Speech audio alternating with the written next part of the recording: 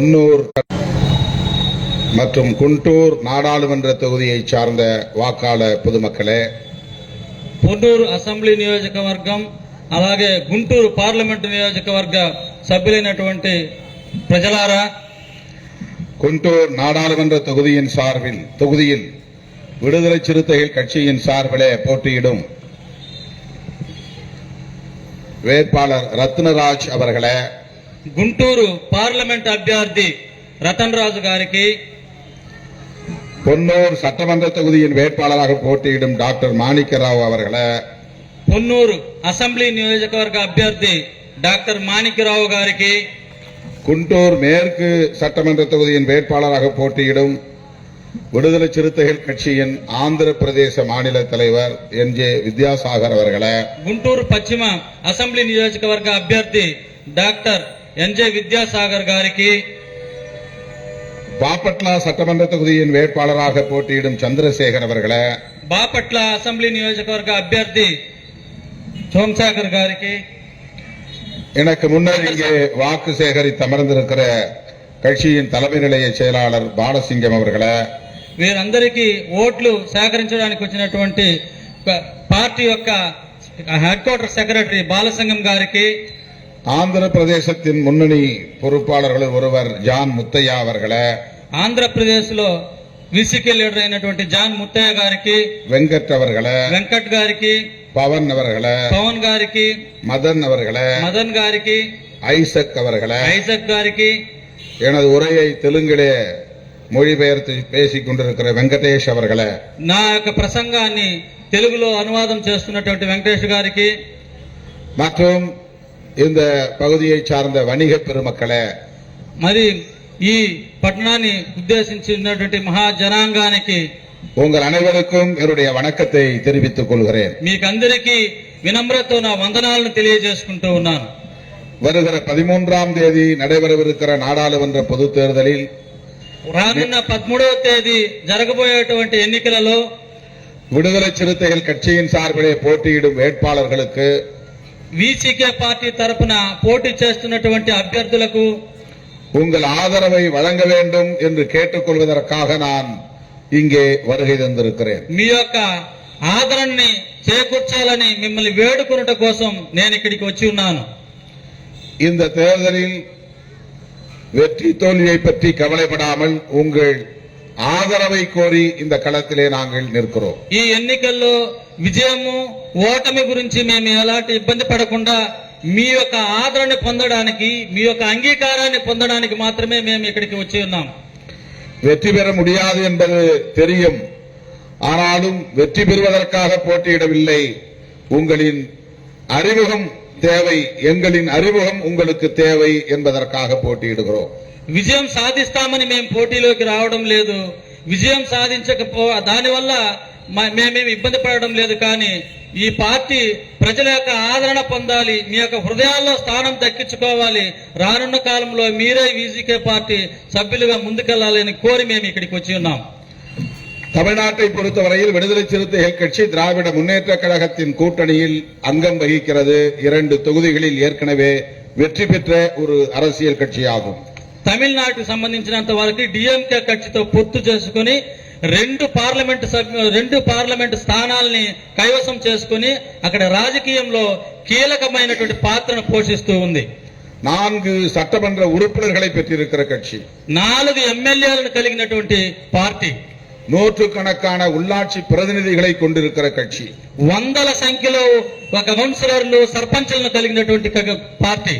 இந்த முறையும் நாங்கள் 2 தொகுதிகளில் போட்டியிடுகிறோம். ఇక్కడ కూడా ఆంధ్రప్రదేశ్ లో 7 స్థానాల్లో మేము పోటీ చేస్తూ ఉన్నాం. நானும் கட்சியின் பொதுச் செயலாளரும் 2 நாடாளுமன்ற தொகுதிகளில் பானை சின்னத்திலே போட்டியிட்டோம். నేను ఈయంతో పాటు జనరల్ సెక్రటరీ అయినటువంటి జనరల్ సెక్రటరీ కూడా 2 పార్లమెంటు స్థానాలకి పోటీ చేశారు.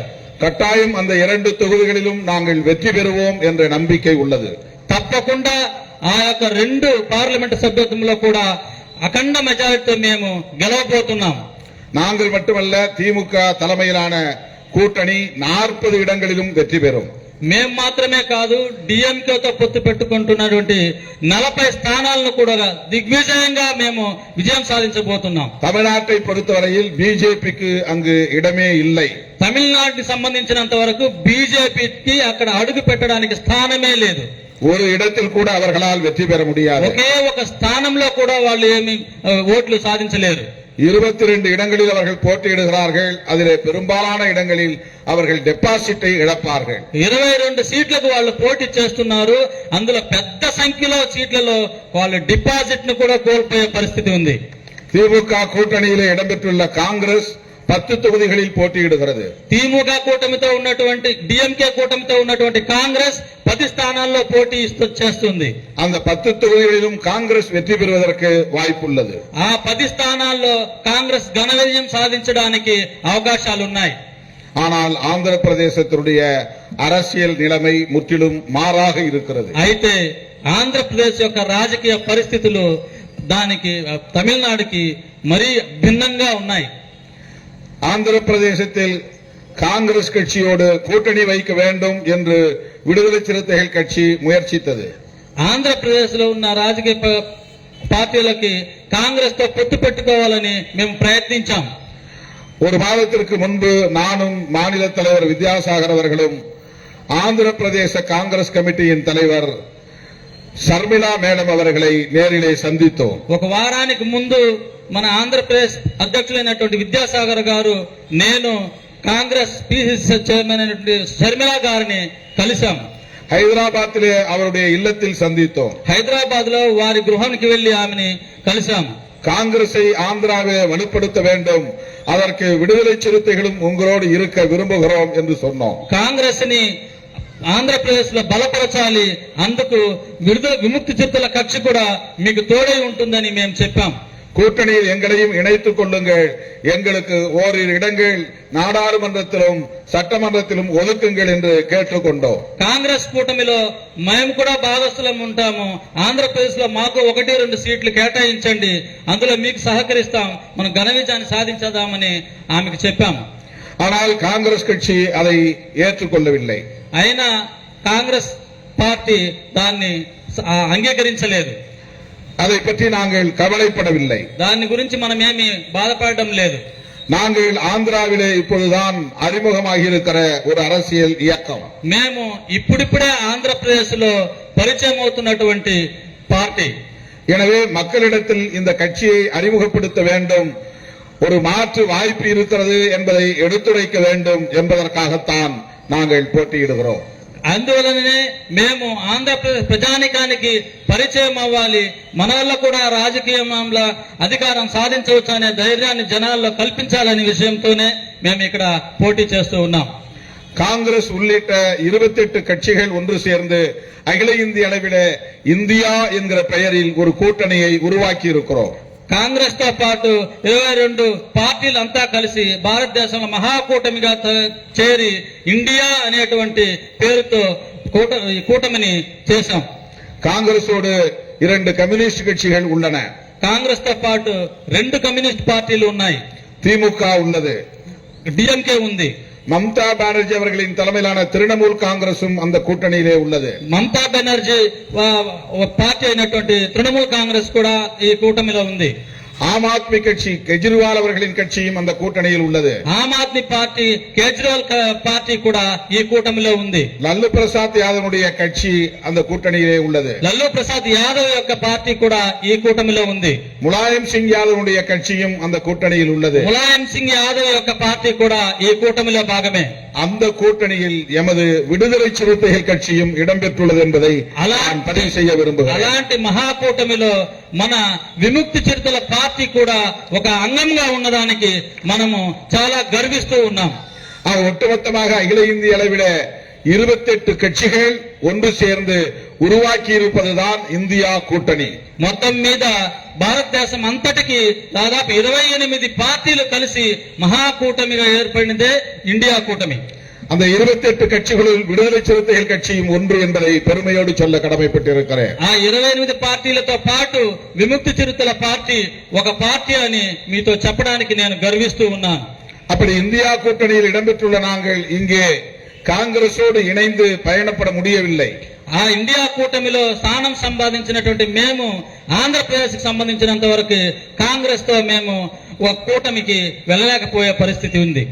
ஆனால் நாங்கள் போட்டியிடக்கூடிய தொகுதிகளை தவிர மிச்சமுள்ள தொகுதிகளில் కాంగ్రెస్కే ఎంగళ ఆదరవు என்பதையும் தெரிவித்துக் கொள்கிறோம். అయితే మేము ఎక్కడెక్కడైతే పోటీ చేస్తున్నామో ఆ యొక్క నియోజకవర్గాలు తప్ప మిగిలిన నియోజకవర్గాల్లో మేము మనస్ఫూర్తిగా కాంగ్రెస్ కే మా ఆదరణ తెలియజేస్తూ ఉన్నాం. ஆந்திராவில் உள்ள நாடாளுமன்ற தொகுதிகளில் ஒரே ஒரு குண்டூர் நாடாளுமன்ற தொகுதியில் மட்டும்தான் விடுதலை சிறுத்தைகள் கட்சி போட்டியிடுகிறது. ఆంధ్రప్రదేశ్ సంబంధించినంత వరకు గుంటూరు పార్లమెంటు సభ్యత్వానికి మాత్రమే మేము పార్లమెంటుకి పోటీ చేస్తూ ఉన్నాం. அதன் வேட்பாளர் தான் நம்முடைய ரத்னராஜ். இவர் இந்த பகுதியை சார்ந்தவர்.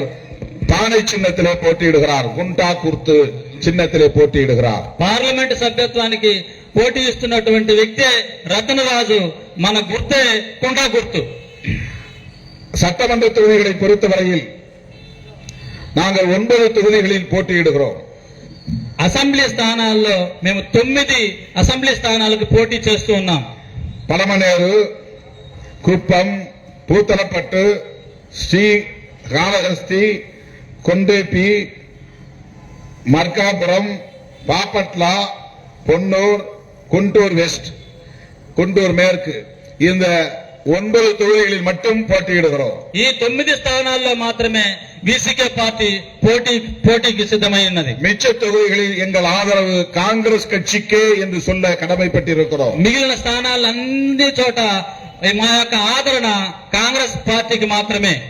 పొన్నూரில் நடைபெறும் இந்த பொதுக்கூட்டத்தின் வாயிலாக పొన్నూరులో జరుగుతున్నటువంటి ఈ బహిరంగ సభ సందర్భంగా ఆంధ్రప్రదేశ్ மக்களுக்கு நான் ஒரு வேண்டுகோள் விடுக்கிறேன். ఆంధ్రప్రదేశ్ ప్రజానికానికి నేను ఒక విన్నపాన్ని తెలియజేసుకుంటున్నాను. நாங்கள் போட்டியிடக்கூடிய இந்த 9 தொகுதிகளில் தவிர மற்ற தொகுதிகளில் நீங்கள் இந்தியா கூட்டணியை, காங்கிரஸ் கூட்டணியை ஆதரிக்க வேண்டும் என்று கேட்டுக்கொள்கிறேன். మేము పోటీ చేస్తున్నటువంటి 9 స్థానాలు తప్ప మిగిలిన స్థానాలు అన్నిటిలో కూడా కాంగ్రెస్ సంబంధించినటువంటి కూటమికే మీ యొక్క ఆదరణ తెలియజేయాలని కోరుకుంటూ ఉన్నాను. ஏன் இந்தியா கூட்டணியை ஆதரிக்க வேண்டும் என்கிற கேள்வி எழலாம். ఎందుకు మనం ఇండియా కూటమిని ఆదరించాలి అనేటువంటి ప్రశ్న మనలో మొదలవచ్చు. விடுதலை சிறுத்தைகள் கட்சி ஆந்திர பிரதேசத்தை பொறுத்தவரையில் காங்கிரஸ் கூட்டணியில் இல்லை. ஆனாலும் ஏன் காங்கிரஸ் கூட்டணியின் பிற வேட்பாளர்களுக்கு ఆదరవలిక வேண்டும் என்ற కేள்வி எழுவது ఇయల్బుదాన్. ఆంధ్రప్రదేశ్ సంబంధించినంత వరకు విముక్తి చిరుతల పార్టీ కాంగ్రెస్ తో కూటమిలో లేకపోయినప్పటికీ కూడా వీళ్ళెందుకు కాంగ్రెస్ ని మాత్రం బలపరచాలని చెప్తున్నారనేటువంటి సందేహం మీలో కలగుండొచ్చు. அதற்கு ஒரே ஒரு காரணம் தான் உள்ளது. దానికి ఒకే ఒక కారణం ఉంది. பாரதிய ஜனதா கட்சி மீண்டும் ஆட்சிக்கு வரக்கூடாது. భారతీయ జనతా పార్టీ మరొకసారి అధికారంలోకి రాకూడదు. మోడీ மீண்டும் பிரதமர் ஆகக்கூடாது. మోడీ మరొకసారి ప్రధానమంత్రి కాకూడదు. மீண்டும் மோடி பிரதமரானால் இந்த நாட்டையும் மக்களையும் ஜனநாயகத்தையும் யாராலும் காப்பாற்ற முடியாது. మళ్ళీ గాని మోడీ ప్రధానమంత్రి అయితే ఈ దేశ ప్రజలని, ఇక్కడ ఉన్నటువంటి ప్రజాస్వామ్యాన్ని ఎవ్వరూ కూడా కాపాడలేనటువంటి పరిస్థితి. கடந்த 10 ஆண்டுகளில் நாம் சந்தித்த கொடுமைகள், இடர்கள் போதும். మన గత 10 సంవత్సరాల్లో మనం అనుభవించిన వేదనలు, హింసలు ఇవన్నీ చాలు. தயவுகூர்ந்து நீங்கள் இதை மறுபரிசீலனை செய்ய வேண்டும். దయచేసి మీరు మరొక మారు జాగ్రత్తగా ఆలోచించండి. கடந்த காலங்களில் நீங்கள் பிஜேபி ஆதரித்திருக்கலாம். ஆகவே இந்த முறை அதை மறுபரிசீலனை செய்ய வேண்டும். గత ఎన్నికల్లో మీరు బీజేపీని ఆదరించి ఉండొచ్చు. అయితే ఈ ఎన్నికల్లో మాత్రం మీరు జాగ్రత్తగా ఆలోచించి బీజేపీ నుంచి బయటపడాల్సిన పరిస్థితి. கடந்த 10 ஆண்டுகளில் மோடி என்ன சாதனைகளை செய்திருக்கிறார்? గత 10 సంవత్సరాల్లో ఆయన సాధించినటువంటి సాధనలు ఏంటి? திறந்தோறும் மேடைகளில் பேசிக் கொண்டிருக்கிறார். ஒரு முறையாவது இந்த சாதனையை நான் செய்திருக்கிறேன் என்று அவரால் பட்டியல் போட முடிந்ததா? ప్రతిరోజు బహిరంగ సభల్లో మాట్లాడుతూనే ఉన్నాడు. కానీ భారతదేశానికి 10 సంవత్సరాల్లో నేను చేసిన అభివృద్ధి ఇది అని ఒక అభివృద్ధిని ఆయన చెప్పలేకపోతున్నాడు. அவர் ஆட்சிக்கு வந்த இந்த 10 ஆண்டுகளில் ஒரு சில கார்ப்பரேட் முதலாளிகள் தான் வளர்ச்சி அடைந்திருக்கிறார்கள். ఆయన అధికారంలోకి వచ్చిన 10 సంవత్సరాల్లో కొంతమంది కార్పొరేటర్లు మాత్రమే అభివృద్ధిలోకి వచ్చి ఉన్నారు. உங்களுக்கு தெரியும், இன்றைக்கு உலகத்தில் உள்ள இந்தியர்கள் அனைவருக்கும் தெரியும் అదానీ అంబానీ ఎన్கிற పెయర్களை. మీకందరికీ తెలుసు ఆ యొక్క కార్పొరేట్ వ్యవస్థలు ఏవని. భారతదేశంలో ఉన్న ప్రజలందరికీ కూడా వాళ్ళు ఎవరో తెలుసు, వాళ్ళే అదానీ అంబానీ అని. 10 ஆண்டுகளில் இவர்கள் 2 பேரும் இன்றைக்கு உலக பணக்காரர்களின் வரிசையிலே முதல் 10 இடங்களில் இடம் பிடித்திருக்கிறார்கள். ఈ 10 సంవత్సరాల్లో ప్రపంచ ధనికులలో మొదటి 10 స్థానాల్లో వీళ్ళ పేర్లు చేర్చబడి ఉన్నాయి. అదానీ என்பவர் மோடியின் நண்பர். అదానీ అనేటువంటి వ్యక్తి మోడీకి స్నేహితుడు. குஜராத் மாநிலத்தை சார்ந்தவர். గుజరాత్ రాష్ట్రానికి సంబంధించినటువంటి వారు. மோடியின் சமூகத்தை சார்ந்தவர். మోడీ యొక్క వర్గానికి సంబంధించినటువంటి వ్యక్తి. மோடி குஜராத்தின் முதலமைச்சராக இருந்தபோது, మోడీ గుజరాత్ ముఖ్యమంత్రిగా ఉన్నప్పుడు అదానీ ஒரு சாதாரண கான்ட்ராக்டர் தான். అదానీ ఒక సాధారణమైనటువంటి కాంట్రాక్టర్ మాత్రమే. அன்றைக்கு குஜராத்திலே அவர் ஒரு பணக்காரராக இருந்தார், அவ்வளவுதானே தவிர அவர் இந்திய அளவில் அறியப்பட்ட ஒருவர் அல்ல. ఆ రోజు గుజరాత్ లో ఒక ధనవంతుడిగా ఉండుండొచ్చు, కానీ భారతదేశం మొత్తానికి ఆయన ధనికుడిగా ఉండలేదు. ஆனால் இன்றைக்கு உலக அளவில் முதல் 10 பணக்காரர்களில் அவர் 4வது இடத்தை பிடித்திருக்கிறார். అయితే ఈ రోజుటికి అదానీ ప్రపంచ ధనికుల స్థానంలో మొదటి 10 స్థానంలో ఆయన ఒక పేరును రాయబడి ఉన్నది. அவர் வளர்ச்சி அடைந்ததற்கு அவருடைய உழைப்பு காரணம் என்று சொல்ல முடியாது, மோடிதான் காரணம், மோடியின் அரசுதான் காரணம். ఆయన ఇలాంటి అభివృద్ధి సాధించడానికి ఆయన శ్రమ అని మనం అనుకోలేము. దానికి మోదీదా కారణం, మోదీ పరిపాలించిన విధానమే దానికి సూచిక. ஆனால் சாதாரண மக்களுடைய நிலை என்ன? అయితే సాధారణమైనటువంటి ప్రజానిక యొక్క పరిస్థితి ఏంటి? வண்டி ஓட்டக்கூடியவர்களின் நிலை என்ன? బండ్లు తోలేటువంటి వాళ్ళ యొక్క పరిస్థితి ఏంటి? மூட்டை தூக்கக்கூடியவர்களின் நிலை என்ன? మొప్పటి తోలేటువంటి వాళ్ళ పరిస్థితి ఏంటి? மண் வெட்டக்கூடியவர்களின் நிலை என்ன? పార పని చేసేటువంటి వాళ్ళ పరిస్థితి ఏంటి? விவசாயம் செய்யக்கூடிய மக்களின் நிலை என்ன? వ్యవసాయదారుని యొక్క పరిస్థితి ఏంటి? நாம் பயன்படுத்தும் ஒவ்வொரு பொருளின் விலைவாசியும் இன்றைக்கு எந்த அளவுக்கு உயர்ந்திருக்கிறது? మనం ఉపయోగించే ప్రతి ఒక్క వస్తువు యొక్క ధర ఏ మోతాదులో పెరిగి ఉన్నదో చూడండి. இதற்கெல்லாம் மோடி அரசுதான் காரணம். వీటన్నిటికీ కూడా మోదీ యొక్క ప్రభుత్వమే కారణం. வெறும் 450 ரூபாய் ஒரு கேஸ் சிலிண்டர் இருந்தது மோடி பிரதமராவதற்கு முன்பு. మోడీ ప్రధానమంత్రి కాకముందు 450 రూపాయలు మాత్రమే ఉన్నటువంటి సిలిండర్ ధర, ஆனால் இன்றைக்கு 1200 ரூபாய் விலை உயர்ந்து விட்டது. ఈ రోజు 1200 రూపాయలకి పెంచబడి ఉన్నది. ஒரு லிட்டர் டீசல் 40-50 ரூபாய் அல்லது 60 ரூபாய் என்ற அளவில் தான் இருந்தது, இன்றைக்கு 100 ரூபாயை எட்டிவிட்டது. 1 లీటర్ డీజిల్ ధర 40 నుంచి 50 రూపాయల వరకు ఉన్నటువంటిది ఈ రోజు 100ని దాటింది. இந்த விலைவாசி உயர்வுக்கெல்லாம் மோடி தான் காரணம் என்பதை மக்கள் உணரத் தொடங்கிவிட்டார்கள். ఈ ధరల పెరుగుదలకన్నిటికి కూడా మోడీ ప్రభుత్వమే కారణం, మోడీ కారణమని ప్రజలు ఇప్పుడిప్పుడు తెలుసుకుంటున్నారు. ஜிஎஸ்டி என்கிற பெயரால் வரி விதிப்பு முறையை கொண்டு வந்து இன்றைக்கு எல்லோரையும் அவர் சுரண்டி கொண்டிருக்கிறார். జిఎస్టీ అనేటువంటి పన్నుల విధానం తీసుకొని వచ్చి ఆయన ఏ విధంగా ప్రజల నుంచి దోచుకుంటున్నాడో తెలుస్తా ఉంది. 100 ரூபாய் மதிப்புள்ள ஒரு பொருளை இன்றைக்கு நாம் வாங்கினால் கூடுதலாக 18 ரூபாய் கொடுத்து 118 ரூபாய்க்கு வாங்க வேண்டிய நிலை ஏற்பட்டிருக்கிறது. 100 రూపాయలు విలువ కలిగినటువంటి వస్తువుకి 100 రూపాయలు ఇచ్చి కొనగలిగినటువంటి వస్తువుని జిఎస్టీ పెంచడం వల్ల 118 రూపాయలకి దాన్ని కొనాల్సిన పరిస్థితికి వచ్చింది. அதிலும் ஏழை மக்கள் பாதிக்கப்படக்கூடிய வகையில் தான் இந்த வரி விதிப்பு முறை இருக்கிறது. అది పేద ప్రజలు కొనబడేటువంటి వస్తువుల మీదనే ఈ యొక్క పన్ను విధానం ఉంది. வைர நகை வாங்கக்கூடியவர்களுக்கு வைர நகைகளுக்கு இருக்கிற ஜிஎஸ்டி வெறும் 4% தான். డైమండ్లు అంటే వజ్రాలు కొనేటువంటి వాళ్ళకి వజ్రాల మీద ఆయన వేసినటువంటి పన్ను కేవలం 4% మాత్రమే. ஆனா நம்ம வீட்டு பிள்ளைகள் படிக்கிற குழந்தைகள், பள்ளி குழந்தைகள் வாங்குகிற பால்பாயின் பெண்ணுக்கு 18 ரூபாய். అయితే మన ఇంట్లో చదువుకున్నటువంటి చిన్న బిడ్డలు రాసే ఉపయోగించేటువంటి బాల్ పెన్నుకు మాత్రం 18% పన్ను పెంచారు. மோடி அரசு உயர்ந்தவர்களுக்கு, மேல் சாதிக்காரர்களுக்கு, முன்னேறியவர்களுக்கு, கார்ப்பரேட்டுகளுக்கான அரசு. మోడీ యొక్క ప్రభుత్వము ఎవరైతే ఉన్నత కులస్తులు ఉన్నారో, ఎవరైతే ధనికులై ఉన్నారో వాళ్ళకి తోడు వెళ్లి వాళ్ళ అభివృద్ధిని పెట్టడానికి, వాళ్ళకి దోచి పెట్టడానికి అయినటువంటి ప్రభుత్వమే. மோடி அரசு கார்ப்பரேட் முதலாளிகளை வளர்ப்பதற்குத்தான் பொருளாதார கொள்கைகளை வரையறுத்திருக்கிறது.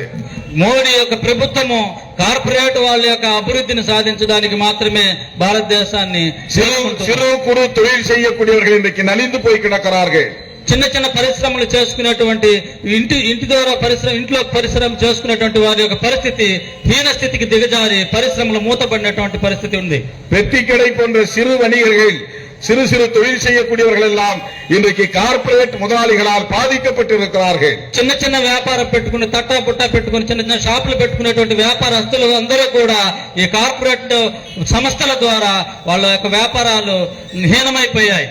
விவசாயம் செய்யக்கூடிய விவசாயிகளுக்கும் விவசாய கூலி தொழிலாளர்களுக்கும் எதிரான சட்டங்களை கொண்டு வந்த அரசு மோடி அரசு. వ్యవసాయదారుడికి వ్యవసాయ కూలీలకి వ్యతిరేకమైనటువంటి చట్టాలను తీసుకొచ్చినటువంటి ప్రభుత్వమే మోడీ ప్రభుత్వం. பஞ்சாப் ஹரியானா மாநிலங்களை சார்ந்த விவசாயிகள் 1.25 வருடம் தொடர்ந்து போராடியதை இந்த நாடு அறியும். పంజాబ్ హర్యానా యొక్క ప్రదేశంలో ఉన్నటువంటి రైతులు 1.25 సంవత్సరాల పాటు పోరాటం సలిపినటువంటి చరిత్రని మీరందరూ ఎరిగి ఉన్నారు. பஞ்சாப் மாநிலத்திற்கான அசெம்பிளி தேர்தல் வந்தபோது அச்சப்பட்டு மோடி அந்த சட்டங்களை திரும்ப பெற்றார். పంజాబ్ లో ఎన్నికలు వచ్చినప్పుడు రైతులకు భయపడి ఆ యొక్క చట్టాలని మళ్ళీ వాపస్ తీసుకునేటువంటి పరిస్థితి వచ్చింది. அந்த சட்டங்களை எல்லாம் திரும்ப பெற்றாலும் கூட பஞ்சாப் மாநிலத்து மக்கள் மோடிக்கு பாடம் புகட்டினார்கள். ఆ యొక్క చట్టాలని వెనక్కి తీసుకున్నప్పటికీ కూడా మోడీని వాళ్ళు అంగీకరించలేదు, వాళ్ళకి చేయకుండా పోయారు. பஞ்சாப் மாநிலத்திலே பாரதிய ஜனதா படுதோல்வியை சந்தித்தது. పంజాబ్ రాష్ట్రంలో భారతీయ జనతా పార్టీ ఓటమిని చెవి చూసింది. ஆனால் கெஜ்ரிவாலின் கட்சி ஆம் ஆத்மி ஆட்சியை கைப்பற்றியது. అయితే ఆమ్ ఆద్మీ అక్కడ ప్రభుత్వాన్ని కైవసం చేసుకున్నది. அதாவது இந்தியா முழுவதும் விவசாயிகள் இன்றைக்கு பிஜேபிக்கு எதிராக இருக்கிறார்கள், அதை மறந்துவிடக் கூடாது. అయితే భారతదేశం అంతటా ఈ రోజు వ్యవసాయదారులు వ్యవసాయ కూలీలు భారతీయ జనతా పార్టీకి వ్యతిరేకంగా ఉన్నారు. ఆ విషయాన్ని మనం మర్చిపోకూడదు. ஏற்கனவே இந்தியாவில் தொழிலாளர்களுக்கு என்று 44 சட்டங்கள் இருந்தன. అంతకు ముందే ఇక్కడ ఉన్నటువంటి కార్మికులకి 44 చట్టాలు ఉండేవి. அவற்றை எல்லாம் தொகுத்து 4 சட்டங்களாக மாற்றிவிட்டார் மோடி. వాటన్నిటినీ తీసేసి కార్మికుల సంక్షేమానికి 4 చట్టాలు మాత్రమే తీసుకొచ్చేశారు. அந்த சட்டங்கள் அனைத்தும் கார்ப்பரேட் முதலாளிகளுக்கு சாதகமாக இருக்கிறது. ఆ యొక్క చట్టాలన్నీ కూడా కార్పొరేట్ యజమానులకి అనుకూలంగా ఉన్నాయి. அதனால் தொழிலாளர்கள் முழுவதும் இன்றைக்கு மோடி அரசுக்கு எதிராக இருக்கிறார்கள். అందుకే వ్యాపారస్తులు అందరూ కూడా భారతీయ జనతా పార్టీకి వ్యతిరేకులై ఉన్నారు. முஸ்லிம்கள் இங்கே பாதுகாப்பாக வாழ முடியவில்லை. ముస్లింలకి ఇక్కడ భద్రత లేదు. கிறிஸ்தவர்கள் பாதுகாப்பாக வாழ முடியவில்லை. క్రైస్తవులకు ఇక్కడ భద్రత లేదు. முஸ்லிம்களையும் கிறிஸ்தவர்களையும் அந்நியர்களைப் போல நடத்துகிறார்கள். ముస్లింలని క్రైస్తవుల్ని వారేదో వేరే దేశస్తుల్లాగా ఇక్కడ చూస్తున్నారు. அவர்களுக்கு எதிரான வெறுப்பு அரசியலை தொடர்ந்து விதைக்கிறார்கள். వాళ్ళ మనసులో విరక్తి రాజకీయాల్ని వీళ్ళు దినదినం వాళ్ళని అలా చేస్తూ ఉన్నారు. முஸ்லிம்களும் கிறிஸ்தவர்களும் இந்த மண்ணின் பூர்வீக குடிகள் தான். ముస్లింలు క్రైస్తవులు కూడా ఈ భారతదేశంలో అనాది కాలం నుంచి బ్రతుకుతున్నటువంటి వాళ్ళే. ஆனால் மதத்தின் பெயரால் முஸ்லிம்களையும் கிறிஸ்தவர்களையும் அந்நியர்களைப் போல அயல்நாட்டவர்களைப் போல நடத்துகிறது பாரதிய ஜனதா கட்சி. అయితే మతం పేరిట వాళ్ళని ఇతర దేశస్తులాగా అట్లా క్రూరంగా వాళ్ళని చదిపిస్తూ ఉండడం మనం చూస్తున్నాం. ஆகவே முஸ்லிம்களும் கிறிஸ்தவர்களும் இந்தியாவிலே மோடிக்கு எதிராக இருக்கிறார்கள். అయితే భారతదేశంలో ముస్లింలు మరియు క్రైస్తవులు మోడీ ప్రభుత్వానికి వ్యతిరేకంగా ఉన్నదాన్ని మనం గమనించాలి. ஒட்டுமொத்த இந்தியர்களை இந்துக்கள் என்றும் இந்துக்கள் அல்லாதவர்கள் என்றும் மோடி அரசு பிரிக்கிறது. భారతదేశం అంతటిని హిందువులు కాని వారని విభజించడానికి భారతీయ జనతా పార్టీ ప్రయత్నిస్తున్నది. ஒற்றுமையாக வாழ்கிற மக்களிடையே சண்டையை மூட்டி விடுகிறது. ఐక్యంగా బ్రతుకుతున్నటువంటి భారతీయుల్ని గొడవలు పెట్టడానికి ప్రయత్నిస్తున్నది. எஸ்சி எஸ்டி மக்களும் இங்கே பாதுகாப்பாக வாழ முடியவில்லை. ఎస్సీ ఎస్టీలు ఇక్కడ భద్రతగా ఉండలేరు. சாதி சண்டைகளை தூண்டி விடுகிறார்கள். కుల జగడాలను పెడుతూ ఉన్నారు. சாதி வெறியர்களை ஊக்கப்படுத்துகிறார்கள். కుల గర్వాన్ని కుల ఉన్మాదాన్ని వీళ్ళు ప్రేరేపిస్తున్నారు. சாதி வெறியர்களை பாதுகாக்கிறார்கள். కుల ఉన్మాదాన్ని సృష్టించే వాళ్ళని వాళ్ళు ప్రొటెక్ట్ చేస్తున్నారు. இதே பொன்னூரில் பர்னபாஸ் சாதியின் பெயரால் படுகொலை செய்யப்பட்டார். ఇదే పొన్నూరులో బర్నబాస్ అనే వ్యాపారి కులం కారణంగానే హత్య చేయబడ్డారు. அந்த படுகொலையை கண்டித்து விடுதலை சிறுத்தைகள் கட்சி மட்டும்தான் இதே இடத்தில் ஒரு கண்டன ஆர்ப்பாட்டத்தை நடத்தியது. ఆ యొక్క ఘోరమైనటువంటి హత్యను గురించి ఒకే ఒక పార్టీ వీసీకే పార్టీ మాత్రమే ఇక్కడ సమావేశం ఏర్పాటు చేసి ఖండించి ఉన్నాం. பர்னபாஸ் படுகொலையை கண்டித்து ஒரு கட்சி கூட இங்கே வாய் திறக்கவில்லை. బర్నబాస్ హత్యని ఖండించి ఏ పార్టీ కూడా సభ నిర్వహించలేదు, ఖండించలేదు కనీసం.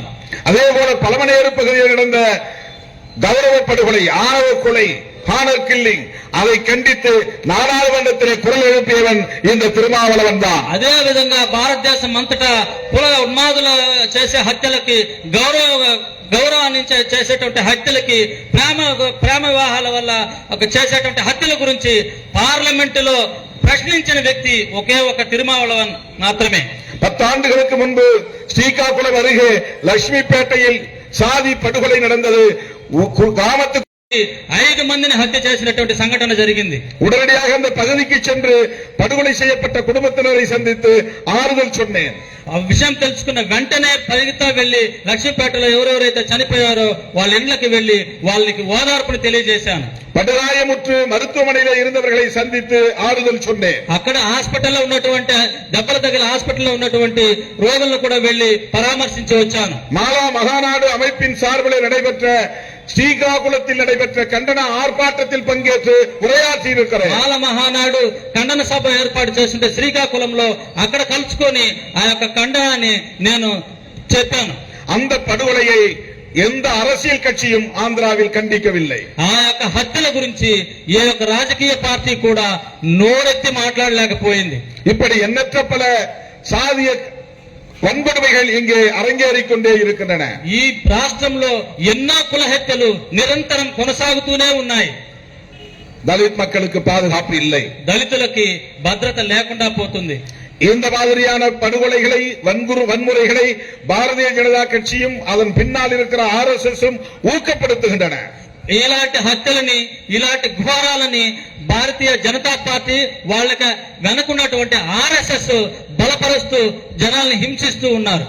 அப்படிப்பட்ட RSS பிஜேபி மீண்டும் ஆட்சிக்கு வந்துவிடக் கூடாது. అలాంటి మత ఉన్మాదం తలకెక్కినటువంటి భారతీయ జనతా పార్టీ RSS మరొకసారి అధికారానికి రాకూడదు. இவற்றையெல்லாம் தாண்டி இன்னொரு செய்தியை உங்களுக்கு நான் சொல்ல கடமைப்பட்டிருக்கிறேன். వీటన్నిటికన్నా కూడా ఇంకొక ముఖ్యమైన విషయాన్ని మీకు నేను తెలియజేయగలుగుతున్నాను. இதுதான் மிக மிக முக்கியமாக நீங்கள் கவனத்தில் கொள்ள வேண்டும். ఇది చాలా ముఖ్యమైన విషయం. மிகப்பெரிய ஆபத்து இந்த தேசத்தை சூழ்ந்திருக்கிறது. మహా ప్రమాదము ఈ దేశానికి పొంచి ఉన్నది. பிஜேபி RSS மீண்டும் ஆட்சிக்கு வந்தால், బీజేపీ RSS మరొకసారి అధికారంలోకి వస్తే, நரேந்திர மோடி மீண்டும் பிரதமர் ஆனால், నరేంద్ర మోడీ మరొకసారి ప్రధానమంత్రి అయితే, புரட்சியாளர் அம்பேத்கர் எழுதிய பாரத ராஜாங்கத்திற்கு ஆபத்து சூழ்ந்திருக்கிறது என்பதை நான் சுட்டிக்காட்ட விரும்புகிறேன். మహాజ్ఞాని బాబాసాహెబ్ అంబేద్కర్ గారు రాసినటువంటి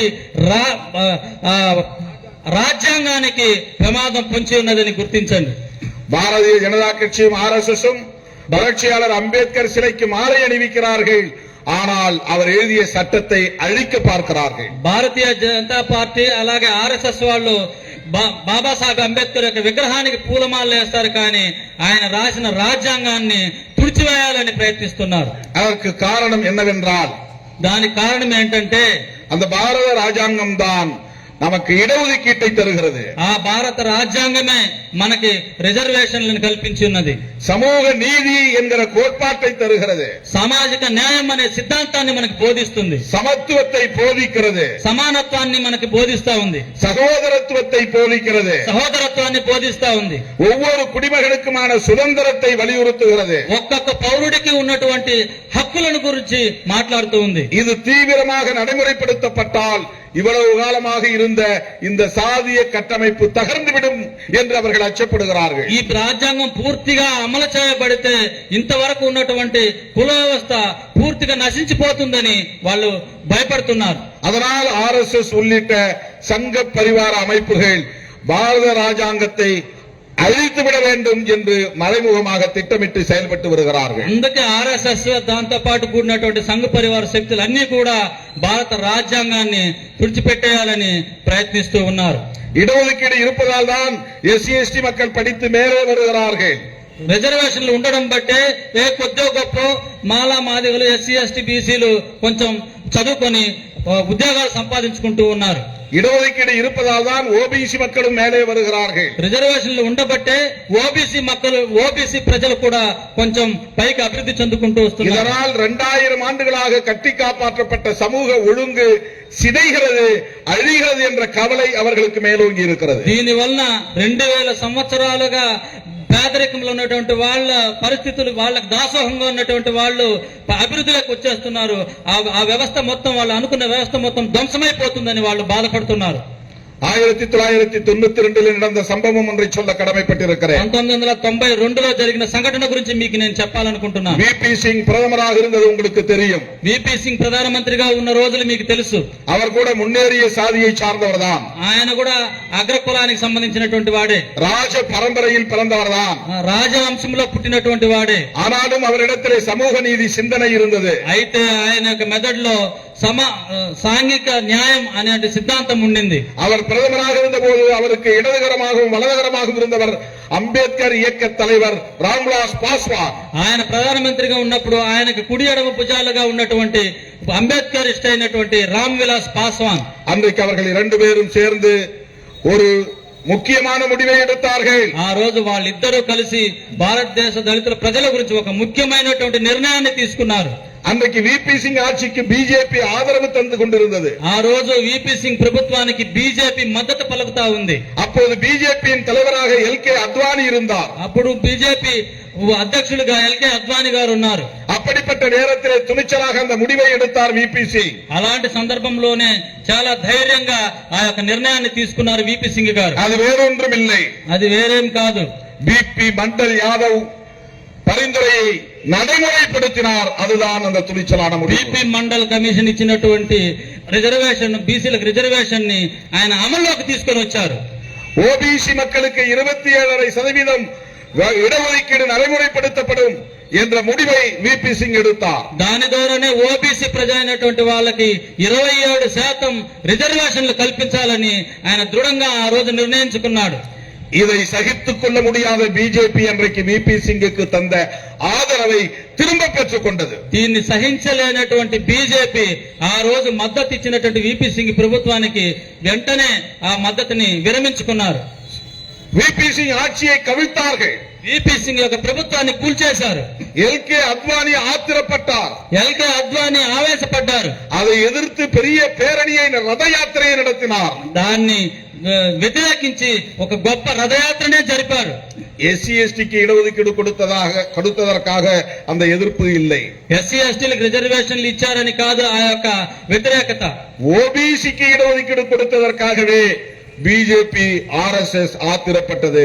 ఓబీసీలకు రిజర్వేషన్ ఇవ్వడం కారణంగానే ఆ రోజు వాళ్ళు అంత ఆవేశంగా ఆ రథయాత్రను జరపడం జరిగింది. ஆகவே பிஜேபி ஆர்எஸ்எஸ் ஆகிய அமைப்புகளின் நோக்கம் இடஒதுக்கீடு இருக்கக்கூடாது, ஓபிசி மக்கள் வலுப்பெற்றுவிடக் கூடாது என்பதுதான். அதை புரிந்து கொள்ள வேண்டும். అందువలనే ఓబీసీ ప్రజల యొక్క రిజర్వేషన్ ఉంటే వాళ్ళు బలం పుంజుకుంటారు, ఆర్థికంగా అభివృద్ధి చెందుతారు. అది కూడదు అనేదే వాళ్ళ యొక్క ఉద్దేశం. ஆனால் ஓபிசி மக்களை ஏமாற்றுவதற்காக நீயும் இந்து நானும் இந்து என்று இந்துத்துவ கோஷத்தை எழுப்புகிறார்கள். అందుకే ఓబీసీ ప్రజల్ని ఏమార్చడంతోనే మతాన్ని చెప్పి నువ్వు హిందువు నేను హిందువు అని వాళ్ళని హిందూ పేరు చెప్పి ఏమార్చి అధికారంలోకి రావడానికి చూస్తున్నారు. அதை ஓபிசி மக்கள் புரிந்து கொண்டதாக தெரியவில்லை. దాన్ని ఓబీసీ ప్రజలు అర్థం చేసుకున్నట్టు తెలియడం లేదు. இப்படிப்பட்ட ஒரு ஆபத்தான நிலையில் தான் நாம் இன்றைக்கு இருக்கிறோம். అలాంటి ప్రమాదకరమైనటువంటి పరిస్థితిలోనే మనం ఉన్నాం ఇప్పుడు.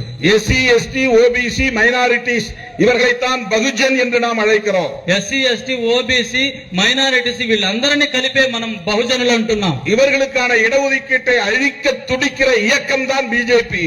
వీళ్ళకి ఉన్నటువంటి రిజర్వేషన్ని తుడిచిపెట్టేయాలని అట్లే ఊరుతున్నటువంటి పార్టీదా బీజేపీ పార్టీ. இந்த பகுஜன் மக்களுக்கான இடஒதுக்கீட்டை பாதுகாக்கிற ஒரு சட்டம் தான் அரசமைப்பு சட்டம், பாரத ராஜாங்கம். ఈ రిజర్వేషన్ ని కాపాడుకుంటూ అమలుపరుస్తున్నటువంటి ఏకైక సిద్ధాంతమే ప్రజాస్వామ్య సిద్ధాంతము, అదే మన రాజ్యాంగం. அதனால்தான் பிஜேபி ஆர்எஸ்எஸ் அமைப்புகள் பாரத ராஜாங்கம் இருக்கக்கூடாது, அதற்கு பதிலாக மனுஸ்மிருதியை கொண்டு வர வேண்டும் என்று துடிக்கிறார்கள். అందువల్లనే భారత రాజ్యాంగం అమల్లో ఉండకూడదు, భారత రాజ్యాంగాన్ని తీసేసి ఆ స్థానంలో మనువాదాన్ని తీసుకురావాలని వాళ్ళు ఉవ్విళ్ళూరుతున్నారు. இன்றைக்கு இந்த உண்மையை போட்டு உடைக்கிறவர் ராகுல் காந்தி. ఈ యొక్క నిజాన్ని కుండబద్దలు కొట్టినట్టు చేస్తున్నటువంటి వ్యక్తి రాహుల్ గాంధీ. இந்தியாவில் கன்னியாகுமரியிலிருந்து காஷ்மீர் வரையில் நடந்தே போனார். భారతదేశంలో కన్యాకుమారి నుంచి కాశ్మీర్ వరకు నడిచే వెళ్ళాడు పాదయాత్రలో. தொடங்கும் போதும் முடிக்கும் போதும் நான் அதில் பங்கேற்றேன். ఆయన ముగింపు సభలో నేను ఆయన్ని కలిశాను.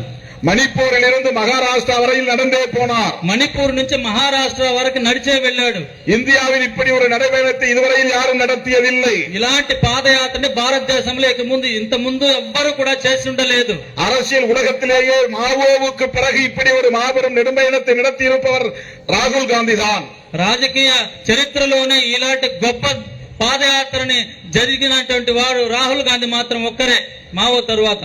மக்கள் சீனம் அமைத்தவர் மாசேத்துங் என்கிற மாவோ. மக்கள் சீனம், மக்கள் அமைப்பு, மக்கள் நாடு, மக்கள் சீனம் சொல்லுங்க, மக்கள் சைனா. మహా చైనాలో ప్రజాస్వామ్యాన్ని కాపాడేటువంటి ప్రజా చైనా, పీపుల్స్ చైనా, ప్రజా చైనాని ప్రజల మహా గొప్ప ప్రజల్ని కలిగినటువంటి చైనాని మావో సిద్ధాంతంతో పరిపాలించినటువంటి அவர்தான் பல்லாயிரக்கணக்கான மைல்கள் நடந்தார். ఆయనే కొన్ని వేల కిలోమీటర్లు నడిచారు. பெரிய நிலைச்சு வந்தார்களின் ஆட்சியை கவிழ்த்தார். గొప్ప ప్రభుత్వాలన్నింటినీ కూడా కూల్చారు. సాధారణ ఉழைக்கிற மக்களுக்கான நாட்டை உருவாக்கினார். కూలి పని చేసుకున్నటువంటి కార్మికుల కోసం ఆ యొక్క దేశాన్ని ఉత్పత్తి చేశారు. எனக்கு தெரிந்த வரையில் அதற்கு அடுத்தபடியாக உலகத்தில் இப்படி ஒரு நடைபயணத்தை நடத்தி சாதித்திருப்பவர் ராகுல் காந்தி தான். నాకు తెలిసినంత వరకు మావో తరువాత అంత గొప్ప పాదయాత్రని జరిపినవాడు రాహుల్ గాంధీ మాత్రమే. எதற்காக நடந்தார்? దేనికోసం ఆయన నడిచారు? కాంగ్రెసை ఆட்சியில் అమర్த்துங்கள் என்று அவர் சொல்லவில்லை. కాంగ్రెస్ ని అధికారంలోకి తీసుకురండి అని ఆయన చెప్పడం లేదు. என்னை பிரதமராக்குங்கள் என்று அவர் சொல்லவில்லை. ప్రధానమంత్రి చేయండి అని ఆయన చెప్పడం లేదు. మోడీ ఆட்சியை தூக்கி எறியுங்கள் என்று சொன்னார். మోడీ ప్రభుత్వాన్ని తీసిపడేయండి, కూల్చేయండి అని ఆయన చెప్తున్నారు. மீண்டும் மோடி ஆட்சிக்கு வந்துவிடக் கூடாது என்று நடந்தார். మరొకసారి మోడీ అధికారంలోకి రాకూడదని ఆయన చెప్తున్నారు. అంబేద్కర్ எழுதிய அரசமைப்பு சட்டத்தை பாதுகாக்க வேண்டும் என்று நடந்தார். అంబేద్కర్ రాసినటువంటి రాజ్యాంగాన్ని మీరు ప్రొటెక్ట్ చేయండి అని ఆయన చెప్తున్నారు. சமூக நீதி என்கிற இடஒதுக்கீட்டை பாதுகாக்க நடந்தார். సాంఘిక న్యాయాన్ని, రిజర్వేషన్ ని రక్షించడం కోసం ఆయన నడిచారు. ராகுல் காந்தி ஷெட்யூல் காஸ்ட் சமூகத்தை சார்ந்தவர் இல்லை. రాహుల్ గాంధీ ఏమి ఎస్సీ కాదు. ராகுல் காந்தி அம்பேத்கர் இயக்கத்தை சார்ந்த தலைவர் இல்லை. ఆయన ఏమి అంబేద్కర్ సంఘానికి సంబంధించినటువంటి వ్యక్తి కాదు. அவர் காங்கிரஸ் கட்சியை சார்ந்தவர். ఆయన కాంగ్రెస్ పార్టీకి సంబంధించినటువంటి వ్యక్తి. காஷ்மீர் பண்டிட் ஜவஹர்லால் நேருவின் பரம்பரையை சார்ந்தவர். కాశ్మీర్ పండిట్ అయినటువంటి జవహర్లాల్ నెహ్రూ సంతతిని పుణిపుచ్చుకున్నటువంటి వారు. ஆனால் அவர் அம்பேத்கர் அரசியலை உள்வாங்கி இருக்கிறார். కానీ ఆయన అలాంటి వ్యక్తి అంబేద్కర్ యొక్క సిద్ధాంతాన్ని పుణిగిపుచ్చుకొని ఉన్నారు. ఈ రోజు சமூக நீதி கொள்கையை உள்வாங்கி இருக்கிறார். సాంఘిక న్యాయం యొక్క సిద్ధాంతాన్ని అర్థం చేసుకొని ఉన్నారు. ஆகவே அவரும் சொல்லுகிறார், மோடி ஆட்சிக்கு வந்தால் பாரத ராஜாங்கம் இருக்காது என்று கவலைப்படுகிறார். అందువల్లనే రాహుల్ గాంధీ కూడా చెప్తున్నారు, మోడీ ప్రభుత్వం మరి ఒకసారి వస్తే రాజ్యాంగం ఉండదు అని ఆయన చెప్తున్నారు. மோடி மீண்டும் ஆட்சிக்கு வந்தால் இடஒதுக்கீடு இருக்காது என்று கவலைப்படுகிறார். మోడీ మళ్లీ ప్రభుత్వాన్ని అధికారంలోకి వస్తే రిజర్వేషన్లు ఉండవు అని ఆయన బాధపడుతున్నాడు. ஊர் ஊராய் போய் அதை சொல்லிக்கொண்டே இருக்கிறார். ఊరూరికి వెళ్లి ఆయన ఈ విషయాల్ని తెలియజేస్తూనే ఉన్నారు. அதனால் அச்சப்பட்ட அமித்ஷாவும் மோடியும் இப்போது உணர ஆரம்பித்திருக்கிறார்கள். ఆయన వల్ల భయపడుతున్నటువంటి మోడీ, అమిత్ షా వీళ్ళందరూ కూడా ఇప్పుడు భయపడుతూ ఉన్నారు ఆయనకి. அரசமைப்பு சட்டத்தில் நாங்கள் கை வைக்க மாட்டோம் என்று ఉణరుகிறார்கள். రాహుల్ గాంధీ ఇలా చెప్పడాన్ని బట్టి భయపడిన వాళ్ళు మేము రాజ్యాంగాన్ని ఏమి చేయబెట్టము అని ప్రకటిస్తున్నారు. இடஒதுக்கீட்டை ஒழிக்க மாட்டோம் என்று சொல்லுகிறார்கள். రిజర్వేషన్ లో చేపెట్టమని చెప్తున్నారు. இது தற்காலிகமாக மக்களை ஏமாற்றுவதற்கான முயற்சி. ఇది పూర్తిగా ప్రజల్ని నమ్మించి మోసం చేసేటువంటి ప్రయత్నం. மீண்டும் மோடி ஆட்சிக்கு வந்தால், మరొకసారి మోడీ ప్రభుత్వం వస్తే இந்தியாவில் தேர்தலே நடக்காது. భారతదేశంలో ఎన్నికల ప్రక్రియ ఉండదు. ஒரே நாடு ஒரே கட்சி, ఒకే దేశం ఒకే పార్టీ, ஒரே நாடு ஒரே ஆட்சி, ఒకే దేశం ఒకే పరిపాలన. மாநிலங்களில் தனித்தனி கட்சிகள் ஆட்சி செய்யக்கூடாது. రాష్ట్రంలో వేరే పార్టీలు అధికారంలోకి వచ్చే పరిస్థితి ఉండదు. டெல்லியிலும் பிஜேபி ஆள வேண்டும், ஆந்திராவிலும் பிஜேபி ஆள வேண்டும். ఢిల్లీలో బీజేపీ ఉంటుంది, ఆంధ్రప్రదేశ్ లోని బీజేపీ అధికారంలో ఉంటుంది. டெல்லியிலும் பிஜேபி ஆள வேண்டும், தெலுங்கானாவிலும் பிஜேபி ஆள வேண்டும். ఢిల్లీలోనూ బీజేపీ అధికారంలో ఉంటుంది, తెలంగాణలోనూ బీజేపీ అధికారంలో ఉంటుంది. இதுதான் அவர்களின் திட்டம். ఇదే వాళ్ళ యొక్క ఆలోచన. ஒரே நாடு ஒரே மதம், ఒకే దేశం ఒకే మతం. முஸ்லீம்கள் இங்கே இருக்கக்கூடாது, ముస్లింలు ఉండడానికి వీలు లేదు. கிறிஸ்தவ மதம் இருக்கக்கூடாது, క్రైస్తవులు ఉండడానికి వీలు లేదు. புத்த மதம் இருக்கக்கூடாது. బుద్ధులు ఉండడానికి వీలు లేదు. அப்படியே இருந்தாலும் அவர்களுக்கு ஓட்டுரிமை கூடாது. ఒకవేళ అలా ఉండగలిగితే వాళ్ళకి ఓట్లు వేసే హక్కు ఉండదు. ஒரே நாடு ஒரே மதம் தான், ఒకే దేశం ఒకే మతమే, ஒரே நாடு ஒரே கலாச்சாரம். ఒకే దేశం ఒకే కళాచారం మాత్రమే. RSS என்ன சொல்லுகிறதோ அப்படித்தான் எல்லோரும் வாழ வேண்டும். ఆర్ఎస్ఎస్ ఏమైతే చెప్తుందో అలాగే ఈ దేశ ప్రజలు బ్రతకాల్సిన పరిస్థితి. மாட்டுக்கறி யாரும் சாப்பிடக்கூடாது. గొడ్డు కూర ఎవరు తినడానికి కుదరదు. இப்படியெல்லாம் மீண்டும் மோடி ஆட்சிக்கு வந்தால் இங்கே நடக்க போகிறது. ఈ విషయాలన్నీ మరొక మారు మోడీ అధికారంలోకి వస్తే జరుగుతాయి. மோடியே இந்த நாட்டின் அதிபராகக்கூடிய நிலை உருவாகிவிடும். మోడీ ఈ దేశానికి ఆధిపత్యం చెలాయించే వ్యక్తిగా అయిపోతాడు. பிரதமர் என்கிற பதவி இருக்காது. ஜனாதிபதி ஒருவர்தான் அமெரிக்காவிலே ஆட்சி செய்வதைப் போல இந்தியாவிலே ஆட்சி நிர்வாகத்தை கொண்டு வருவதற்கு பிஜேபி முயலுகிறது. ప్రధానమంత్రి లాంటి వ్యవస్థలు ఉండదు. ప్రెసిడెంట్ వ్యవస్థ, అధ్యక్ష వ్యవస్థ మాత్రమే ఈ భారతదేశంలో ఉంటుంది. ఆ అధ్యక్ష మోడీ మాత్రమే ఉంటాడు. இது வெறும் கற்பனை அல்ல, ఇది ఏమి కల కాదు. இது என்னுடைய யூகம் இல்லை, ఇది నేను ఆలోచించినటువంటి ఆలోచన కాదు. இதுதான் உண்மை, ఇది నిజం, సత్యం. ஆகவே பிஜேபி மீண்டும் ஆட்சிக்கு வரக்கூடாது என்பதுதான் உங்களிடத்தில் நாம் விடுக்கிற வேண்டுகோள். అందువలనే బీజేపీ మరి ఒక మారు అధికారంలోకి రాకూడదని మిమ్మల్ని కోరుకుంటున్నటువంటి విన్నపం. இதெல்லாம் பிஜேபியோடு கூட்டணி வைத்திருக்கிற சந்திரபாபு நாயுடு அவர்களுக்கு தெரியாதா? ఇవన్నీ బీజేపీతో కూటమి కట్టినటువంటి చంద్రబాబు నాయుడుకి తెలియదా? இதெல்லாம் பிஜேபியோடு கூட்டணி வைத்திருக்கிற பவன் கல்யாணுக்கு தெரியாதா? ఇదంతా పవన్ కళ్యాణ్ గారికి తెలియదా? தெரியும், తెలుసు. ஆனாலும் அவர்கள் சாதாரண மக்களை பற்றி கவலைப்படவில்லை. అయితే వాళ్ళు సాధారణమైనటువంటి జనాల గురించి బాధపడటం లేదు. பிஜேபிக்கு ஆட்சிக்கு வந்தால் நாங்கள் வரவேற்போம் என்கிற நிலைப்பாட்டில் தான் இன்றைக்கு ஜெகன்மோகன் ரெட்டியும் இருக்கிறார். బీజేపీ అధికారంలోకి వస్తే నేను స్వాగతిస్తాననే పరిస్థితిలోనే జగన్మోహన్ రెడ్డి కూడా ఉన్నాడు. ஒய்எஸ்ஆர் கட்சி தனியே நிற்கிறது. వైఎస్ఆర్ పార్టీ సపరేట్ గానే పోటీ చేస్తా ఉంది. பிஜேபியோடு சேரவில்லை, బీజేపీతో కలవలేదు. ஆனால் அவர்கள் பிஜேபிக்கு எதிரி இல்லை. అయితే ఆయన బీజేపీకి ఎదురు అయితే కాదు. நாளைக்கு பிஜேபி ஆட்சிக்கு வந்தால் இவர்களும் அவர்களுக்கு சப்போர்ட் செய்வார்கள். రేపు బీజేపీ అధికారంలోకి వస్తే వైఎస్ఆర్సీపీ కూడా వాళ్ళకి మద్దతు ఇస్తుంది. ஆக டிடிபி கட்சிக்கும் சரி, ஒய்எஸ்ஆர்சிபி கட்சிக்கும் சரி, இடஒதுக்கீட்டை பற்றியோ அரசாங்க சட்டத்தை பற்றியோ பாரத ராஜாங்கத்தை பற்றியோ கவலை இல்லை. టీడీపీకి అయితే ఏమి, వైఎస్ఆర్సీపీకి అయితే ఏమి, ఇక్కడ ఉన్నటువంటి ప్రజానీకాన్ని గురించి, ప్రజాస్వామ్యం గురించి, రాజ్యాంగం గురించి వాళ్ళకేమి ఇబ్బందులు అయితే లేవు. அப்படி கவலை இருந்திருந்தால் அவர்கள் இந்தியா கூட்டணியிலே சேர்ந்திருக்க வேண்டும். అలాంటి సామాన్య జనాల గురించి, సంక్షేమం గురించి ఆలోచించే వ్యక్తులైతే వాళ్ళు ఇండియా కూటమిలో చేరి ఉంటారు. பார்ப்பன சமூகத்தை பிறந்தவராக இருந்தாலும் மம்தா பானர்ஜி துணிச்சலாக பிஜேபியை எதிர்க்கிறார். బ్రాహ్మణ కుటుంబంలో పుట్టిన కానీ మమతా బెనర్జీ ఈ రోజు బీజేపీని వ్యతిరేకిస్తున్నారు. அதே போல ஒரு முன்னேறிய சாதியை சார்ந்தவர் தான் கெஜ்ரிவால், அவரும் இன்றைக்கு பிஜேபியை எதிர்க்கிறார். ఒక అగ్రవర్ణానికి సంబంధించినటువంటి కేజ్రీవాల్ ఈ రోజు బీజేపీని వ్యతిరేకిస్తున్నారు. அவர்களுக்குள்ள துணிச்சல் ஏன் இங்கே டிடிபிக்கும் ஒய்எஸ்ஆர்சிபிக்கும் இல்லை? వాళ్ళకున్నటువంటి ధైర్యం, వాళ్ళకున్నటువంటి సంఘ సంస్థ వీళ్ళకి ఎందుకు ఇక్కడ లేకపోతుంది? காங்கிரஸ் வந்தாலும் ஆதரிப்போம், பிஜேபி வந்தாலும் ஆதரிப்போம் என்கிற நிலையில் அவர்கள் இருக்கிறார்கள். కాంగ్రెస్ వచ్చినా పర్లేదు, బీజేపీ వచ్చినా పర్లేదు, మనం వాళ్ళకి మద్దతు ఇస్తామనే పరిస్థితిలో ఆంధ్రాలో ఉన్న నాయకులు ఉన్నారు. பிஜேபி ஆட்சிக்கு வந்தால் இடஒதுக்கீடு இல்லாமல் போனாலும் அவர்களுக்கு அதை பற்றி கவலை இல்லை. బీజేపీ అధికారంలోకి వచ్చి రిజర్వేషన్లు తీసేస్తే కూడా దాని గురించి వాళ్ళకేమీ బాధ లేదు. இதெல்லாம் தயவு செய்து கவனத்திலே கொள்ள வேண்டும். ఇవన్నీ కూడా మీరందరూ చాలా జాగ్రత్తగా గమనించాలి. இதை பேசுவதற்காகத்தான் நாங்கள் தேர்தலில் இருக்கிறோம். దీన్ని మాట్లాడడం కోసమే మేము ఎన్నికల్లో పోటీ చేస్తూ ఉన్నాం. இதை உங்களுக்கு சொல்லுவதற்காகத்தான் நாங்கள் தேர்தலில் இருக்கிறோம். ఈ విషయాలన్నీ మీకు తెలియజేయడం కోసమే మేము ఎన్నికల్లో పోటీ చేస్తున్నాం. எங்களையும் ஒரு அரசியல் சக்தியாக நீங்கள் ஏற்க வேண்டும் என்று கேட்டுக்கொள்கிறோம். మా పార్టీని కూడా ఒక రాజకీయ శక్తిగా మీరు అంగీకరించాలని కోరుకుంటున్నాం.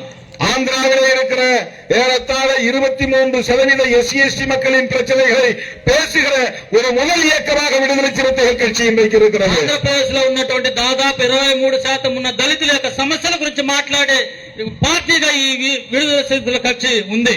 முஸ்லிம்கள் கிறிஸ்தவர்கள் என்கிற 5% மக்களுக்காகவும் குரல் கொடுக்கிற இயக்கம் விடுதலை சிறுத்தைகள் கட்சி. అయినటువంటి 5% ప్రజల కోసం మాట్లాడేటువంటి పార్టీగా వీసీకే పార్టీ ఉంది. அதே போல OBC சமூகமாக இருக்கிற அனைவருக்கும் இடஒதுக்கீட்டுக்காக குரல் கொடுக்கிற இயக்கம் VCK. ఓబీసీలకు ఉన్నటువంటి రిజర్వేషన్లు కాపాడడం కోసం మాట్లాడే పార్టీగా వీసీకే పార్టీ ఈ రోజు ఉంది. எனவே விடுதலை சிறுத்தைகள் கட்சியை ஆதரிக்க வேண்டும். అందువల్లనే మీరందరూ కూడా వీసీకే పార్టీని ఆదరించాలి. குண்டூர் நாடாளுமன்ற தொகுதியின் வேட்பாளர் ரத்னராஜ் அவர்களுக்கு குண்டா சின்னத்திலே வாக்களிக்க வேண்டும். గుంటూరు పార్లమెంటు అభ్యర్థి అయినటువంటి రత్నరాజు గారికి కుండ గుర్తు మీద మీ ఓట్లను వేయాలి. குண்டூர் மேற்கு தொகுதியிலே போட்டியிடுகிற வித்யாசாகர் அவர்களுக்கு குண்ட கூர்த்திலே வாக்களிக்க வேண்டும். గుంటూరు పశ్చిమ అసెంబ్లీ స్థానానికి అభ్యర్థిగా ఉన్నటువంటి ఎంజే విద్యాసాగర్ గారికి కుండ గుర్తు మీద మీరు ఓట్లు వేయాలి. குண்டூர் சட்டமன்ற தொகுதியிலே போட்டியிடுகிற டாக்டர் மாணிக்கராவ் அவர்களுக்கு குண்ட கூர்த்தி சின்னத்திலே வாக்களிக்க வேண்டும். కొన్నూరు అసెంబ్లీ స్థానంలో పోటీయిడుతున్నటువంటి రతన్ రాజు గారికి మీ యొక్క ఓట్లను కుండ గుర్తుపై వేయాలి. பாப்பட்ல சட்டமன்ற தொகுதியிலே போட்டியிடக்கூடிய சந்தோஷ்குமார் அவர்களுக்கு கேஸ் சிலிண்டர் சின்னத்திலே வாக்களிக்க வேண்டும். బాపట్ల అసెంబ్లీ నియోజకవర్గంలో వీసీకే అభ్యర్థిగా పోటీ చేస్తున్నటువంటి చంద్రశేఖరరావు గారికి గ్యాస్ సిలిండర్ గుర్తుపై మీ ఓట్లను వేయాలి. நாங்கள் வெற்றி பெறுவதற்காக போட்டியிடவில்லை. మేము గెలవడం కోసం పోటీ పడడం లేదు. நம்முடைய எதிரிகள் யார் என்று அடையாளப்படுத்துவதற்காக போட்டியிடுகிறோம். మన యొక్క శత్రువులు ఎవరో గుర్తించడం కోసం మేము పోటీలో దిగుతున్నాం. நாங்கள் வெற்றி பெறுவதற்காக போட்டியிடவில்லை. మేము గెలుపొందడం కోసం ఈ పోటీలో దిగలేదు. உங்களுக்கு எங்களை அறிமுகப்படுத்துவதற்காக போட்டியிடுகிறோம். మీకు మమ్మల్ని పరిచయం చేసుకోవడం కోసం పోటీ చేస్తున్నాం. நாங்கள் வெற்றி பெறுவதற்காக போட்டியிடவில்லை. మేము గెలుపొందడం కోసం పోటీ చేయడం లేదు. உங்களுக்கு ஒரு மாற்று வாய்ப்பு இருக்கிறது, மாற்றி ஓட்டு போடுங்கள் என்று சொல்லுவதற்காக போட்டியிடுகிறோம். మీ యొక్క గొప్ప మార్పును సంతరించుకుంటారు, రాజకీయంగా మీరు మార్పును సంతరించుకోండి అని చెప్పడం కోసం పోటీ చేస్తున్నాం. எனவே எங்கள் வேட்பாளர்களை ஆதரியுங்கள். అందువలనే మా యొక్క అభ్యర్థులు అందరినీ మీరు ఆదరించాలని பானை சின்னத்திலும் கேஸ் சிலிண்டர் சின்னத்திலும் வாக்களியுங்கள் என்று கேட்டு முடிக்கிறேன். நன்றி, வணக்கம். కుండ గుర్తు మీద అలాగే గ్యాస్ సిలిండర్ గుర్తు మీద మీ అమూల్యమైన వేచి వాళ్ళని గెలిపించవలసిందిగా కోరుకుంటూ ఉన్నాను.